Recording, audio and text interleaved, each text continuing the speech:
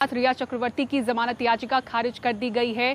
3 दिनों की लंबी पूछताछ के बाद ड्रग्स मामले की जांच कर रही एनसीबी ने आज रिया को गिरफ्तार किया था, जिसके बाद वीडियो कॉन्फ्रेंसिंग के जरिए रिया की पेशी हुई। उसके बाद न्यायिक हिरासत में भेजा गया और फिर जमानत याचिका को खारिज किया गया है। आज रात भर एनसीबी सेल में ही रिया चक्रवर्ती गुजारने वाली है। इसी खबर पर ज्यादा जानकारी दे रहे हैं मेरे सहयोगी सुनील सिंह।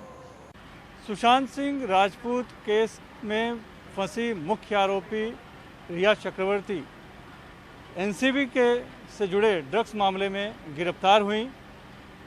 यहां पर उनको वीडियो कॉन्फ्रेंसिंग के जरिए मजिस्ट्रेट के सामने पेश किया गया।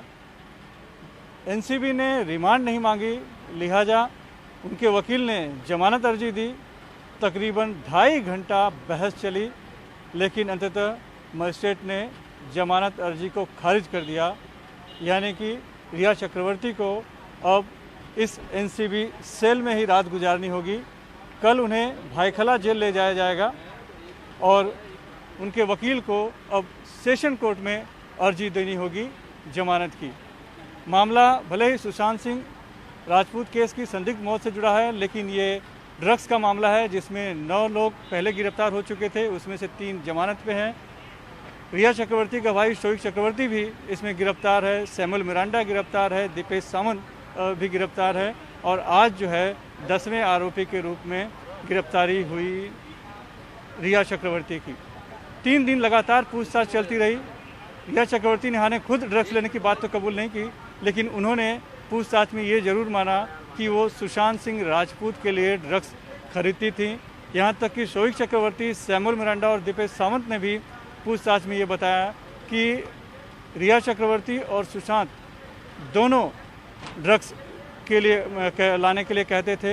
रिया चक्रवर्ती कभी कभी उसके लिए फाइनेंस की भी करती थी, यानी पैसे भी देती थी।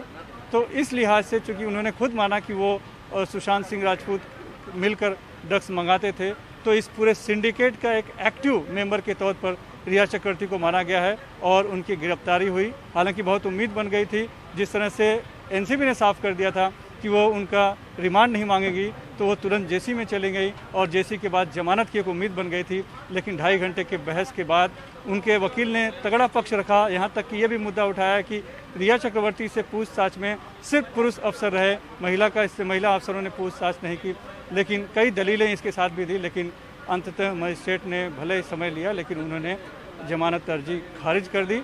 अब रिया चक्रवर्ती को यहीं रात गुजारनी होगी इसी एनसीबी के सेल में।